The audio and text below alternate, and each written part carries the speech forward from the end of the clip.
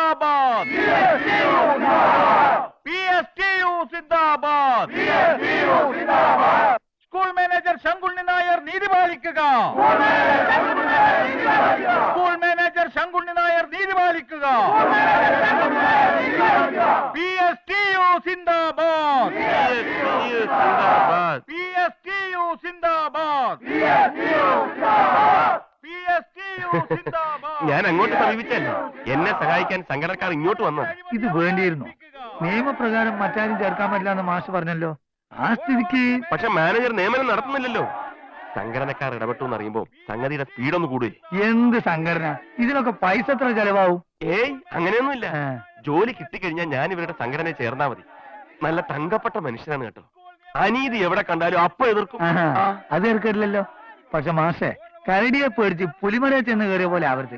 ഇവറ്റകളൊക്കെ ഞാൻ കുറെ നാളുകൊണ്ട് കാണുന്നതാ. നമുക്ക് പിന്നെ സംസാരിക്കാം. ജാഥ എങ്ങ് എത്തിയേ.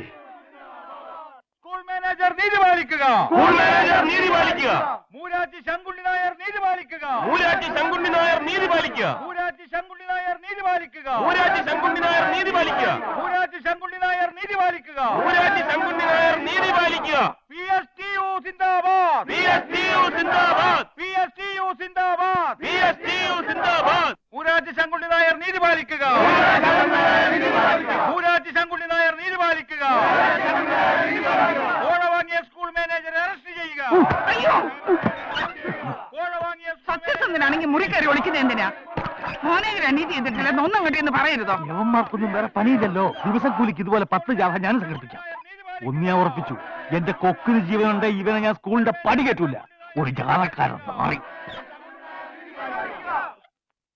തത്വാധിഷ്ഠിതമായ ഒരു നിലപാടാണ് ഞങ്ങൾ ഈ കാര്യത്തിൽ സ്വീകരിച്ചിരിക്കുന്നത്. അധ്യാപകന്റെ ഗവേഷണത്തിൽ കേട്ടു. ഉടൻ തന്നെ ഞങ്ങൾ ജാഥ നടത്തി. അടുത്തത് മീറ്റിംഗ് ആണ്. പിന്നെ കുത്തിയിരിപ്പ് സത്യാഗ്രഹം. അത് കഴിഞ്ഞ് ആലോചിച്ചിട്ടില്ല. ആലോചിക്കണം. മൂല്യാധിഷ്ഠിതമായ ഒരു കാഴ്ചപ്പാടിലൂടെ ഞങ്ങൾ മുന്നോട്ട് പോകും. ശങ്കുണ്ണി നായർ എന്നോട് പറഞ്ഞ കാര്യങ്ങൾ ഞാൻ നിങ്ങളെ അറിയിച്ചു കഴിഞ്ഞു. ഈ ഗോകുലകൃഷ്ണൻ മാഷ് മുൻപ് ആ സ്കൂളിൽ പഠിപ്പിച്ചിരുന്നത് വെറുമൊരു തൊഴിൽ പരിചയത്തിന് വേണ്ടി മാത്രമാണ്. അയാൾക്ക് അവിടെ ക്ലെയിം ഇല്ല. ഞങ്ങളുടെ കർമ്മപരിപാടിയിലൂടെ ആ സത്യം ഞങ്ങൾ തിരഞ്ഞെടുക്കും. അപ്പൊ എന്റെ സത്യം ആര് തിരഞ്ഞെടുക്കും? ഞങ്ങളുടെ അജണ്ടയിൽ ഇപ്പൊ നിങ്ങളില്ല. നിങ്ങളുടെ ഈ അജണ്ട ഇപ്പൊ എവിടെ ഉണ്ട്? അജണ്ട എന്ന് പറഞ്ഞാൽ അജണ്ടയൊക്കെ ഞാൻ കുറെ കണ്ടതാ. ഒരേ ഒരു ചോദ്യം ഞാൻ ചോദിക്കാൻ ആഗ്രഹിക്കുകയാണ്. ഒരു അധ്യാപകനാണോ വലുത്, അധ്യാപക സംഘടനയാണോ വലുത്? കുറെ അധ്യാപകർ ചേർന്നിട്ടുള്ളതാണല്ലോ ഒരു അധ്യാപക സംഘടന. എനിക്ക് നേർക്ക് നേരെയുള്ള ഉത്തരം വേണം. തത്വാധിഷ്ഠിതമായ തത്വാധിഷ്ഠിതം വിടൂ. ഒരു അധ്യാപകൻ, ഒരു സംഘടന, ഏതാണ് വലുത്? അത് സംഘടനയാണെന്ന് പറയാം. ആണല്ലോ. എന്നാൽ നിങ്ങൾ ഗോകുലകൃഷ്ണൻ എന്നൊരു അധ്യാപകനെ സഹായിക്കാൻ പുറപ്പെടുന്നു. എന്നാൽ ഞാനോ നിങ്ങളുടെ സംഘടനയ്ക്ക് വേണ്ടി നിലകൊള്ളുന്നു.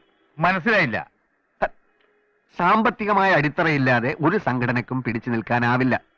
സംഘടനയുടെ മുമ്പിൽ നീതിക്ക് വേണ്ടി നിലകൊള്ളുന്ന 2 അധ്യാപകർ ഒരേ തട്ടിൽ. അതിൽ ഞാനെന്ന് പറയുന്ന അധ്യാപകന് സംഘടനയെ സാമ്പത്തികമായി സഹായിക്കാൻ പറ്റും. അവന്റെ കയ്യിൽ ഒരു പിണ്ണാക്കൂല്ല. നിങ്ങൾ ആരുടെ കൂടെ നിൽക്കും? മൂല്യാധിഷ്ഠിതമായി ഈ മൂല്യാധിഷ്ഠിതവും തത്വാധിഷ്ഠിതവും ഒക്കെ മതിയാക്കൂ. 25,000 രൂപ ഞാൻ തരും. എന്നെ സഹായിക്കാനല്ല, ഗോകുലകൃഷ്ണനെ സഹായിക്കാതിരിക്കാൻ. എന്ത് പറയുന്നു? എനിക്ക് ആ പണത്തിന് രസീതൊന്നും വേണ്ട. ഇപ്പൊ ഇവിടെ കൂടിയിരിക്കുന്നവർക്ക് അത് വീതിച്ചെടുക്കാം. PSTU എന്ന് പറയുന്നത് എനിക്കറിയാം. വെറുതെ ഇരിക്കാനാണ് ഈ പണം എന്ന് നിങ്ങൾ മനസ്സിലാക്കണം. നിങ്ങൾ തത്വാധിഷ്ഠിതമായ നിലപാടെടുക്കൂ. ഞാൻ സാമ്പത്തികാധിഷ്ഠിത നിലപാടുമായി പിന്നെ വരാം.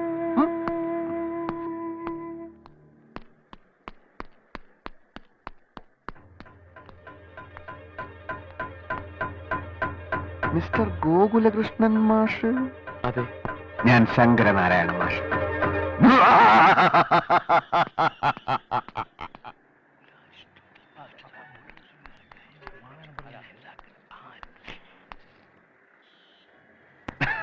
വരൂ മാഷേ. ആ ശങ്കരനാരായണൻ? അതെ അതെ, അയാളുടെ ഗ്രീവൻസസ് ഞങ്ങൾ കേൾക്കുകയായിരുന്നു. പുതിയ അജണ്ട അനുസരിച്ച് തത്വാധിഷ്ഠിതമായ നിലപാടെടുക്കുന്നതിനെ പറ്റി ഞങ്ങൾ ചർച്ച ചെയ്യുന്നു. അതെന്താണ് പുതിയ അജണ്ട? പഴയ അജണ്ട മാറുമ്പോഴാണല്ലോ പുതിയ അജണ്ട ഉണ്ടാവുന്നത്. മാഷേ, ഒരു സംഘടനയുടെ വീക്ഷണകോണിലൂടെ നോക്കുമ്പോൾ ഒരു അധ്യാപനും മറ്റൊരു അധ്യാപനും തുല്യരാണ്. ഒരാൾക്കും ഒരു സ്കൂളിൽ സീറ്റ് കൊടുക്കാൻ ഒരു സംഘടനയ്ക്കും കഴിയില്ല. അതുകൊണ്ട് തന്നെ മറ്റൊരാളുടെ ജോലിക്ക് തുരങ്കം വയ്ക്കാൻ PSTUവിന് ബുദ്ധിമുട്ടുണ്ട്. എന്ന് വെച്ചാൽ നിങ്ങൾ നിങ്ങളുടേതായ കഴിവുകൾ ഉപയോഗിച്ച് ജോലി നേടിയെടുക്കണം. അതിനുശേഷം നിങ്ങളുടെ ഏത് ആവശ്യം ഞങ്ങൾ പുറകെ കാണും. അങ്ങനെയല്ലല്ലോ ആദ്യം പറഞ്ഞത്. ആദ്യം ഞങ്ങൾക്ക് ചില തെറ്റുകൾ പറ്റി, ഇപ്പൊ ഞങ്ങളത് തിരുത്തുകയാണ്. അപ്പൊ ഞാനിനി എന്ത് ചെയ്യണം?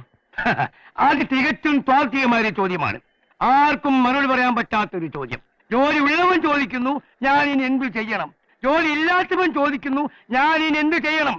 ദാരിദ്ര്യക്ക് താഴെയുള്ള പട്ടിണിക്കാരായ ലക്ഷോപലക്ഷം ജനങ്ങൾ ചോദിക്കുന്നു ഞങ്ങൾ എന്ത് ചെയ്യണം. ഈ ലോകത്ത് ഒരു സർക്കാരും ഒരു സംഘടനയ്ക്കും അതിന് മറുപടി പറയാൻ കഴിയില്ല. ചോദ്യം ചോദിക്കുന്ന ആൾ തന്നെ അതിന് ഉത്തരം കണ്ടുപിടിക്കുന്നതായിരിക്കും ഉത്തമം.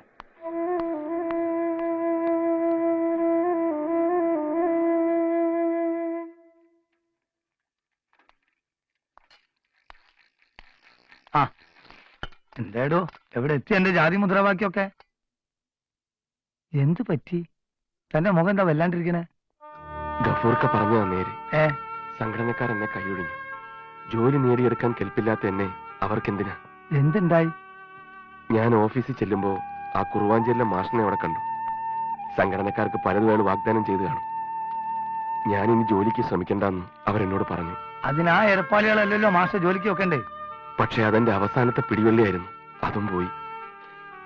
ഇനി എന്താ ചെയ്യേണ്ടതെന്ന് എനിക്കൊരു രൂപമില്ല.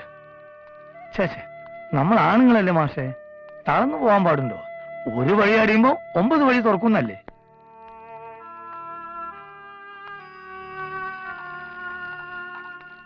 മാഷേ വരി, പാല് ചൂടാക്കി നല്ലൊരു ചായ കുടിച്ചിട്ട് പോവാ. ഇപ്പൊ ഒന്നും വേണ്ട ഗഫൂർ.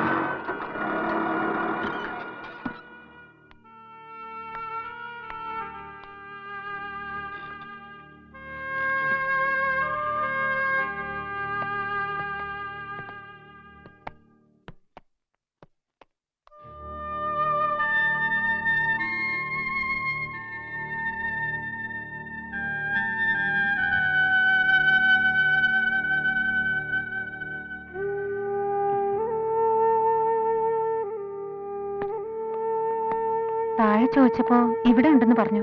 എന്താ വിശേഷിച്ച്? നമ്മൾ പ്രതീക്ഷിക്കുന്ന പോലെ മറ്റുള്ളവർ പെരുമാറുമെന്ന് കരുതാൻ ന്യായമില്ല. എനിക്ക് എന്റെ രീതി, നിങ്ങൾക്ക് നിങ്ങളുടെ രീതി. അങ്ങനെ ചിന്തിച്ചപ്പോ അതൊക്കെ ഞാൻ അച്ഛനോട് പറഞ്ഞത് ശരിയായില്ലെന്ന് എനിക്ക് തോന്നി. എന്റെ തലവരെ ശരിയല്ലാത്തതിന് ഞാനിപ്പോ മറ്റുള്ളവരെ പഴിക്കാറില്ല. ഞാൻ ഇനി എന്താ ചെയ്യേണ്ടത്? മനസ്സിലായില്ല. ഈ കുട്ടിയുടെ അച്ഛൻ വിചാരിച്ചാ നിങ്ങക്ക് ജോലി കിട്ടോ? മറ്റാരെങ്കിലും ആ പോസ്റ്റിൽ ചേർത്താൽ അപ്രൂവ് ചെയ്യില്ല എന്ന് മാനേജരോട് ഒരു വാക്ക് പറഞ്ഞാൽ മതി. നിങ്ങൾ അവിടെ പഠിപ്പിച്ചിരുന്നു എന്നുള്ളതിന് തെളിവുണ്ടോ? ഉണ്ടല്ലോ, ഉണ്ടാവണമല്ലോ. സ്കൂളിൽ കാണും. അക്യൂറ്റൻസ് റോള് കിട്ടിയാ പോരെ? അതൊന്നും എനിക്കറിയില്ല. പേപ്പേഴ്സ് അച്ഛനെ കാണിക്കൂ, ബാക്കി ഞാൻ സംസാരിച്ചോളാം. കാണിക്കാം, തീർച്ചയായിട്ടും കാണിക്കാം. ഓ, ഇത് വലിയൊരു ആശ്വാസമായി. ഒരുപാട് നന്ദിയുണ്ട്. ഒരുപാട് വേണ്ട, കുറച്ച് മതി.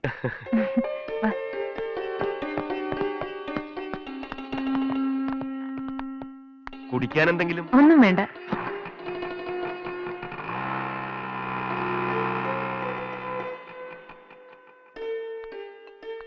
ഏതാ പെൺകുട്ടികള്? അതിലൊന്ന് നമ്മുടെ എയോടെ മോളാ. എനിക്ക് ക്ലെയിമുള്ള കാര്യം എയോട് പറയാൻ ഞാൻ വീട്ടിൽ പോയിരുന്നല്ലോ, അവിടെ വെച്ച് കണ്ട് പരിചയപ്പെട്ടതാ. എന്നിട്ട് എന്നെ സ്കൂളിൽ ചേർക്കാന്ന് പറഞ്ഞോ? അങ്ങനെ ചേർക്കാൻ എയോയ്ക്ക് അധികാരമില്ല. ആ കുട്ടി ഒരു കാര്യം പറയാൻ വേണ്ടി വന്നാ. ഞാൻ മുമ്പ് ഇവിടെ പഠിപ്പിച്ചിരുന്നു എന്ന് തെളിയിക്കുന്ന രേഖകൾ എയോയെ കാണിക്കുക. അപ്പൊ എയോ സ്കൂൾ മാനേജറെ വിളിപ്പിക്കും, എന്നെ ചേർത്താ മതിയെന്ന് നിർദ്ദേശിക്കും. പിന്നെന്താ പ്രശ്നം? രേഖകളുണ്ടേ കാണിക്കേ. ഹെഡ് മാസ്റ്റർ തരുമോന്നറിയില്ല. അതെന്താ അയാളെ തന്റെ രേഖകൾ? അതെ, ഹെഡ് മാസ്റ്ററുടെ കസ്റ്റഡിയിൽ സ്കൂളിൽ സൂക്ഷിച്ചിട്ടുണ്ടാവും. സ്കൂളിലോ? അതെ, ഒന്നും വന്നേ. അതെ, ഈ രേഖ കിട്ടിയാ ജോലി കിട്ടുമോ? എയോ മറ്റാരെയും ചേർക്കരുതെന്ന് പറഞ്ഞാ മാനേജർ ഒന്ന് പേടിക്കുമല്ലോ. Head master തരുന്നില്ലല്ലേ? തന്നില്ലേ നമ്മളത് പൊക്കും. എങ്ങനെ? സ്കൂളിന്റെ അകത്തല്ലേ സാധനം ഉള്ളത്, പ്രശ്നമില്ല, നമ്മളത് എങ്ങനെങ്കിലും എടുക്കും.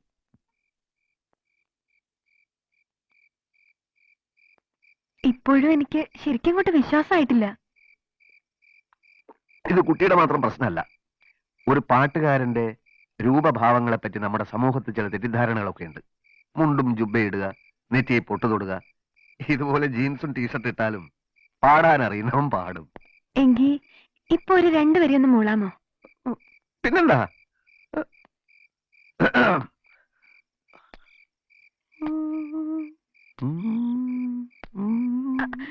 അങ്ങനെയല്ല, മൂളാനല്ലേ പറഞ്ഞത്? മൂളാന്ന് പറഞ്ഞ പാടാനാ ഉദ്ദേശിച്ചത്. അനുരാഗപ്പുഴവക്കിൽ ആ പാട്ട്. രണ്ടു ദിവസമായിട്ട് എനിക്ക് ഭയങ്കര ജലദോഷം. ജലദോഷത്തോടെ പാടിയാ മതി. അങ്ങനെ എന്റെ പാട്ട് ഞാൻ തന്നെ അലങ്കോലപ്പെടുത്തുന്നത് ശരിയല്ലല്ലോ. കുട്ടി ആദ്യം എന്നെ അപ്പോയിന്റ് ചെയ്യൂ, അതിന്റെ പിറ്റേന്ന് ഞാനിവിടെ ഗംഭീര ഗാനമേള തന്നെ നടത്താം. ഇത്രയും പാട്ട് പാടിയാ കൊറേ പണം കിട്ടില്ലേ? പിന്നെന്തിനാ ഈ മാഷിന്റെ പണി? സംഗീതം ദൈവമാണ്. ദൈവത്തെ വിറ്റ് കാശാക്കാൻ ഈ പട്ടണക്കാട് പുരുഷോത്തമന് സാധിക്കില്ല. ആരാത്? പട്ടണക്കാട് പുരുഷോത്തമൻ അല്ല, കുറുവാഞ്ചേരി ശങ്കരനാരായണൻ. സ്ഥലം വിൽപ്പന ഏർപ്പാടായി. മോളാത്തേക്ക് പോക്കോളൂ.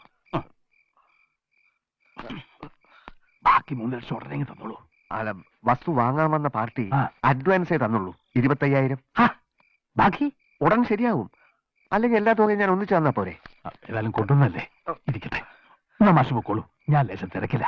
ഞാൻ ചതിക്കില്ല. ഇനി എന്നെ അപ്പോയിന്റ് ചെയ്തൂടെ? മാഷ് മുഴുവൻ കാശും കൊണ്ടുപോവാ മാഷേ.